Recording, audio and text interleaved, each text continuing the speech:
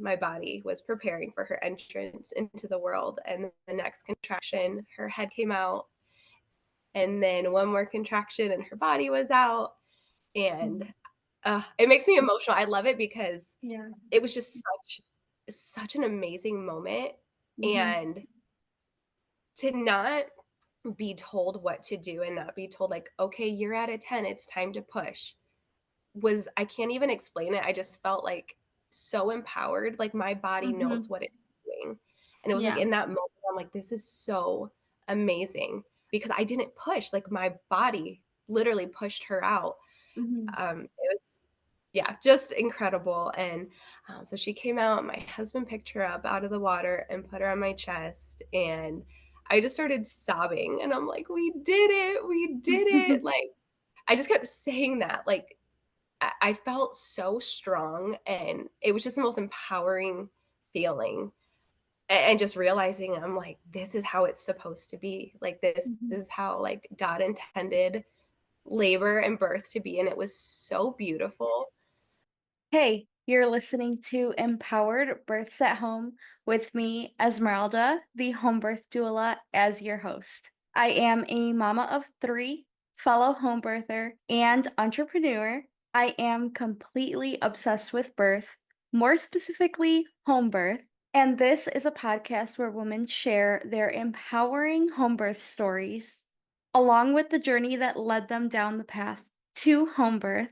Whether you're currently pregnant, planning a home birth with your first or fourth baby, or even just someone who is a complete birth nerd like me, this is the podcast for you. So let's get into this week's empowering home birth story. We are on episode 21 today. We are going to be chatting with Brittney, who will be sharing her home birth story with us.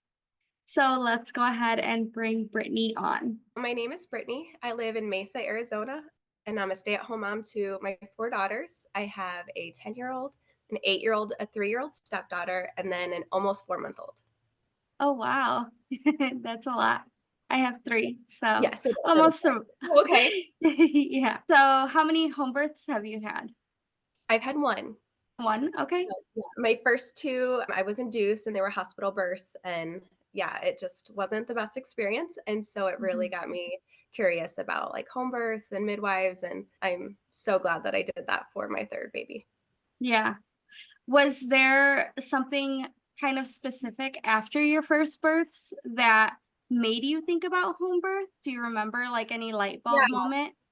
Yeah, I really just didn't like all the interventions. Like I said, I Mhm. was induced with both of them, and I feel like they were both unnecessary inductions. And it just led to a lot of interventions that I just didn't want and I didn't like. I remember with my first, I went in at 39 weeks due to the recommendation of my doctor, and my body was not ready, but I went ahead with the induction anyways, and they started Pitocin. My doctor came in after several hours, and without telling me or getting my consent, she broke my water. I Mm. was 1 centimeter, and I devastated because now the pressure's on. Like you're on the clock. They only let you go so long after Yeah. your water is broke.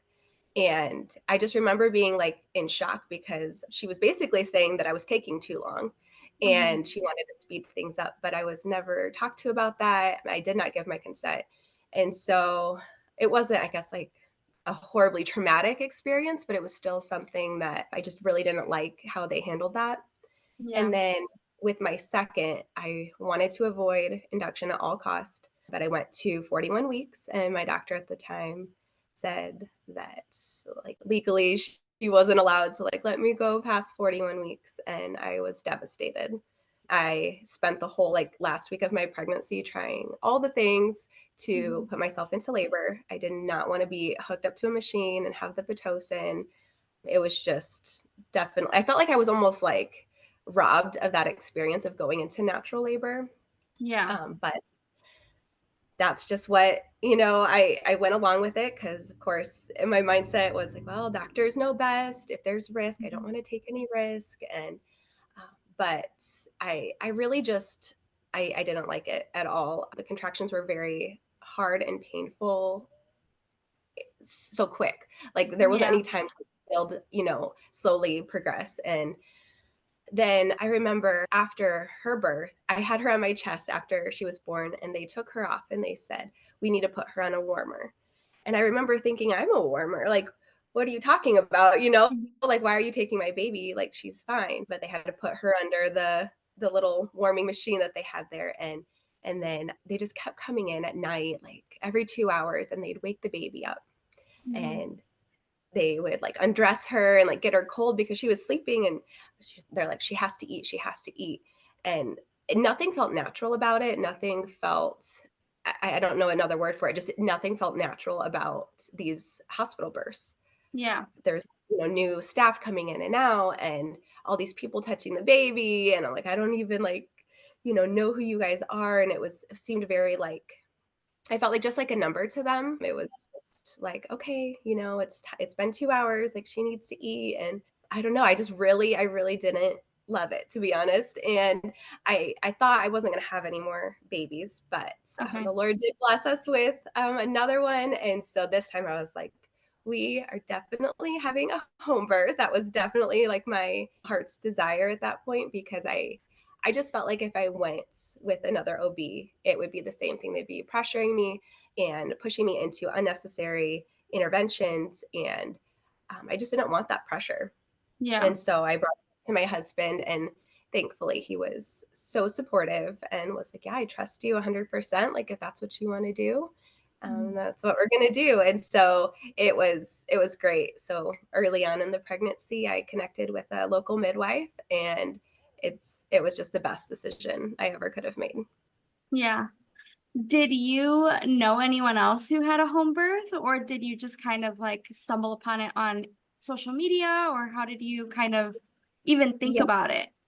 Yeah, I knew just one girl. She's Okay. actually the one who connected me to the midwife. I go to church with her. And Okay. um, but otherwise, probably just some stuff from social media. I am a little Mhm. bit more like natural minded, and so I kind of follow pages like that. And I was just fascinated by it. I was like, wow, these women get to like have a baby and recover in the comfort of their Yeah. own bed, and it looks so peaceful. So I was really, really excited. I just wanted like to experience a physiological birth Mhm. and not have like a ton of people tell me like what to do or how to lay or when to push. And so, Yeah. um, yeah, I'm really glad that I had that opportunity. Yeah. That's amazing.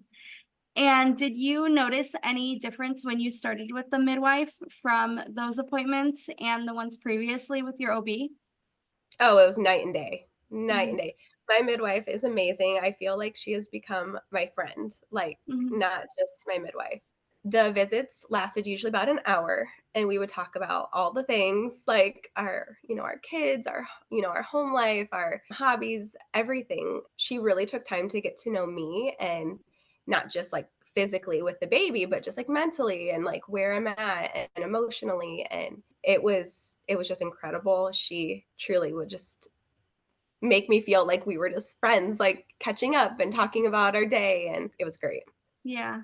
That's my favorite thing about midwife care is just how like much they care about you and your baby and like your birth experience and just everything. They really do show that they care about it and not like at the OB appointments where it's kind of like they have a checklist in front of them and they ask you questions and they check it off and they don't really care what the answer is. They Yeah, just check it. yep, So, exactly. yeah, it's really amazing. Just midwifery care as a whole. So that's Oh, yeah. awesome. It's so different, and I love it. Was there anything that you did to prepare for this home birth because you had never had one before? So did you take any different routes to prepare? Honestly, I didn't do a ton. I watched a lot of home birth videos, and I'd like make my husband watch it with me, so it was fun. But yeah, I pretty much just watched a lot of videos, and then I did some research online. But I really just felt like I learned to really trust my body, and so I Yeah. didn't feel the need to do like a ton of preparation. I was like, well, whatever happens, like this is just going to be like my body going into natural labor. And Mhm. I guess I just didn't feel like I needed to do a ton of like I didn't educate myself a ton other than what I had, like the videos and things that I had watched. Yeah. watching birth videos is really good, especially for home birth, because I feel like a lot of people haven't actually seen a home birth before. Yeah. So whenever you're planning one, it's kind of like, well, what do I need to expect going into it? How is it going to look? Like, what's going to happen? So watching a bunch of different ones is really good. I actually have like a whole playlist that I put together of my favorite home birth videos on YouTube. So I always Oh, have that's that. awesome. Yeah, I love it. Yeah, and it was really good, I feel like, for my husband as well, just because Hmm. that's a totally different probably from the man's perspective, but Yeah. I love it. I'm like, "Look how amazing this is," and, like, I just became really excited about going into labor and having this home birth. Like, I just thought that it's just gonna be so peaceful. I thought it was gonna be, like, really, like, zen and all these things, which I wasn't at all. I was very loud during my labor, but yeah, it was great. It was such a beautiful experience. Yeah, amazing. So did you end up being able to go into spontaneous labor then? Yes. Okay. So, okay, so maybe funny story. When with my second, I was 41 weeks and, still no sign of labor. And so I thought, okay, my body's just going to go to 41, 42 weeks. That must just be like how my body is. Mhm. And so I told everybody, like, so my due date was January 4th, which I Okay. don't really like the term due date. I like guess dates, because it Mhm. puts so much pressure on women, and I don't like that. But I didn't tell Yeah. almost everybody my due date. I just said like, oh, the middle of January, because I Mhm. was convinced I was going to go 1 to 2 weeks Yeah. past, and so it was 2 days before my guest date, and I woke up in the middle of the night having some contractions, and I didn't think much of it. I mean, I was having Braxton Hicks on and off, and but I was like laying on the couch for like an hour, and I realized that there was almost like a pattern to these contractions, and I'm like, okay, just for fun, I will time these. Like literally not thinking anything of it. And they were about 10 minutes apart, and I was like, "Oh, that's weird." Like, because again, in my mind, I'm like, "I still have, like, another week, maybe 2 weeks." And then they started to kinda get, like they were between, like, 6 and 10 minutes, just kinda, sporadic, kind of random, but and then they ended up slowing down, and I was able to get a couple hours of sleep that morning, and then I woke up again to more contractions that were, I guess, considered timeable, like, they were about 8, 10 minutes, but they weren't that strong, and for someone who had never gone into natural labor before, I didn't really know what to expect. I thought maybe this was just Braxton Hicks or maybe even like predominant labor. And so I was like, I'm just going to go on throughout my day and stick to my normal plans. I had some errands to run. I had to go to Walmart. I went to the chiropractor. And Mhm. all throughout the day, they began to get a little bit stronger and a little bit closer.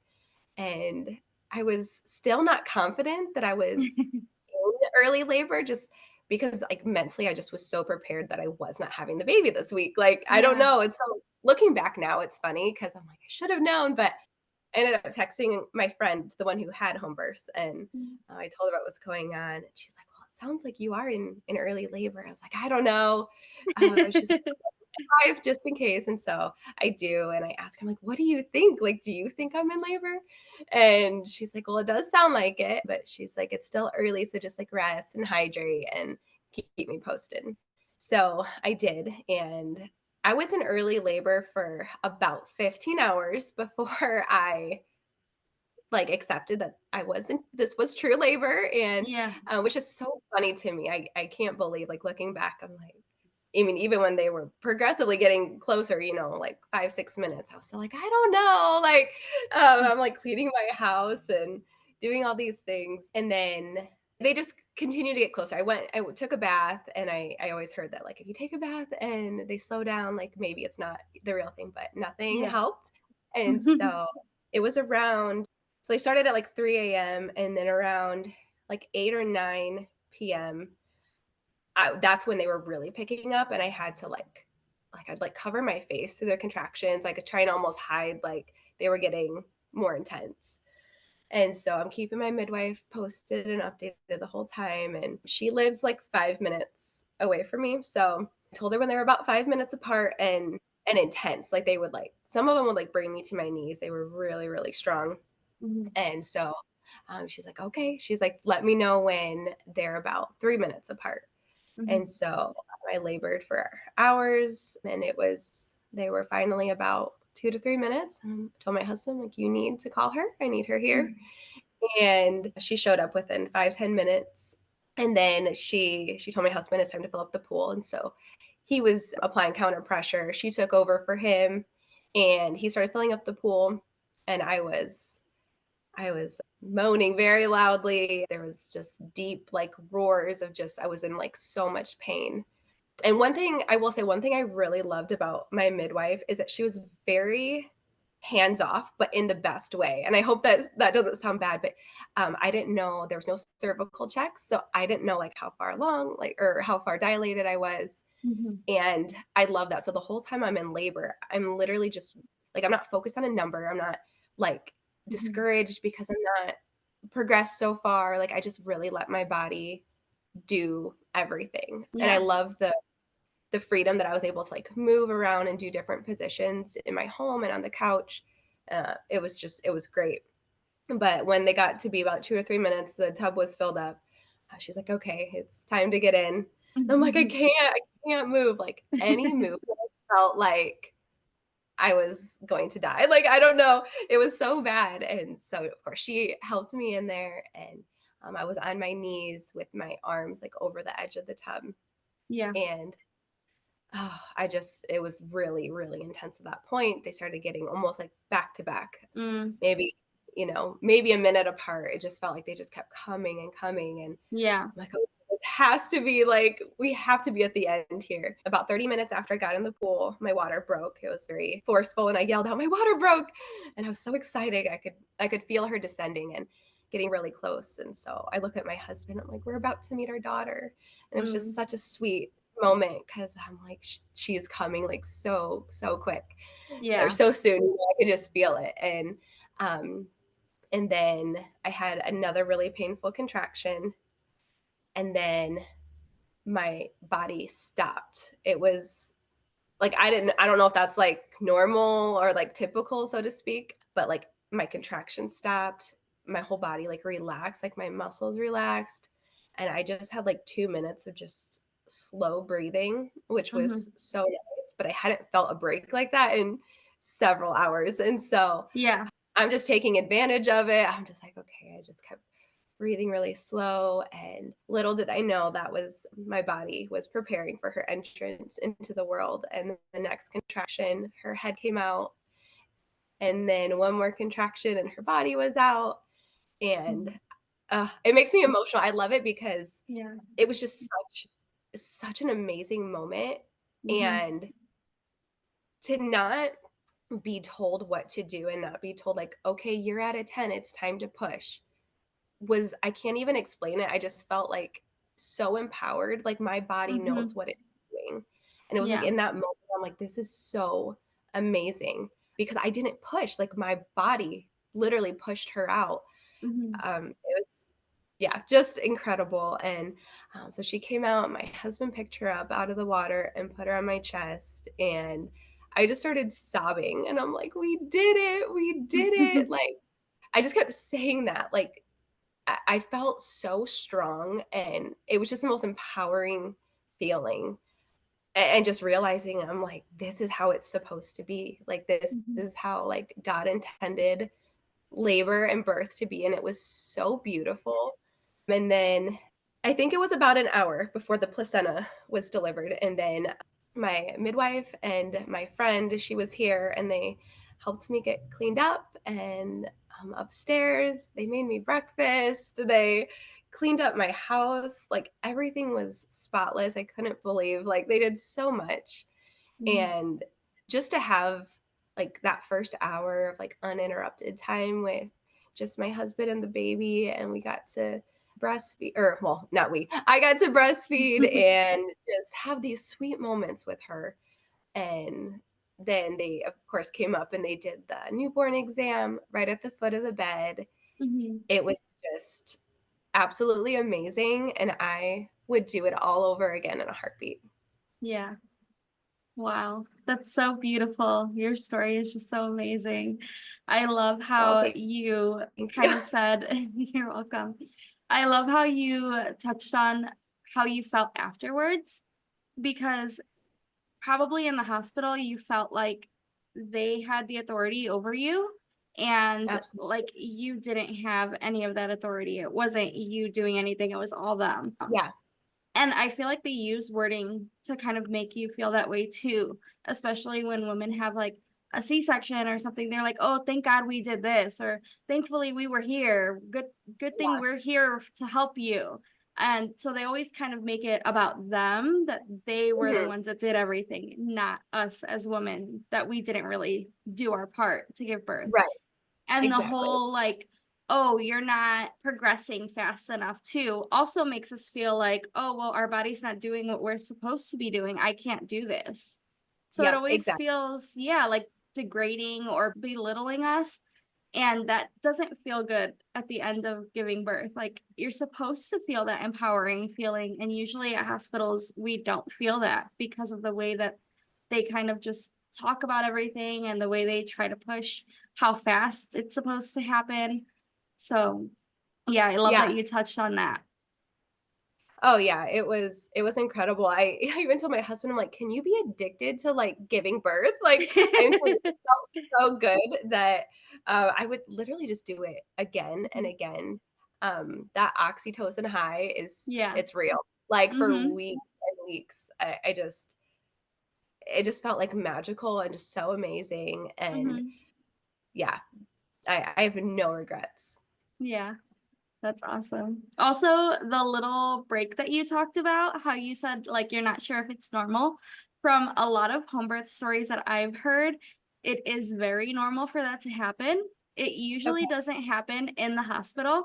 I think because of, like we said, they try to make it like hurry up and be faster, and like with the Pitocin, it doesn't let our body do what it's naturally supposed to.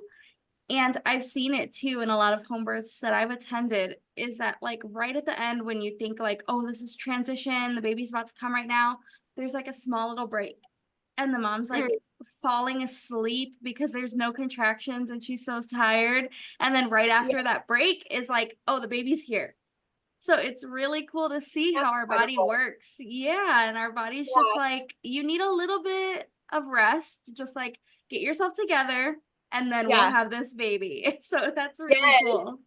Yeah, it was really cool, especially, like, I learned so much through it that, like, looking back, I'm like, "Oh, Mhm. that's what was happening, that's" it's just amazing, like, just to get a Mhm. little bit of my strength back, I think just Yeah. so I had the energy to, yeah, push her Yeah. out, so That's awesome. So if anyone wants to kind of connect with you and learn more about your home birth story or just about you, do you have anywhere for them to reach you?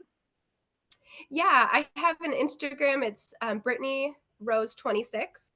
Mhm. I'm sorry, I was, like, thinking, I'm like, "I think that's what it is," but yeah, that's right, and then, on Facebook, Brittney Shamblin.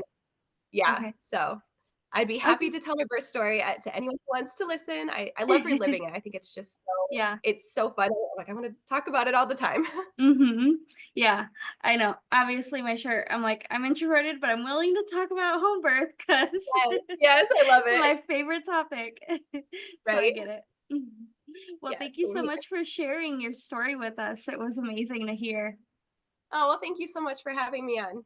How absolutely amazing. Just hearing home birth stories like that fill my whole body with oxytocin. And it's just so great to hear over and over again from all of these home birth stories that we go over in this podcast, how we're able to really see women's bodies just doing what they were meant to do, and how strong and amazing our bodies really are at doing what they need to do. We really do have the full authority over our birth, and it is time for us to take back that authority. We should not be handing over our authority to any OB or the medical system, or even some midwives who try to take that full authority over our body, over our birth, over our baby. And that just shouldn't be the way that it happens. We need to start taking full responsibility over it so that we can have authority over our entire birth and be able to feel that empowered feeling afterwards and get to experience just how amazing it feels to know that you did all of this, not your provider. They weren't the ones there doing everything, making you have the baby. You did that. Your body did that. And we should feel that way after every single time we give birth. If you are currently planning and preparing for a home birth, then I'd love to share with you more information about the Empowered Home Birth course. This is a home birth based birth course, and inside this 8-week program, you will receive educational videos and weekly emails filled with additional resources for you to prepare for your empowering home birth.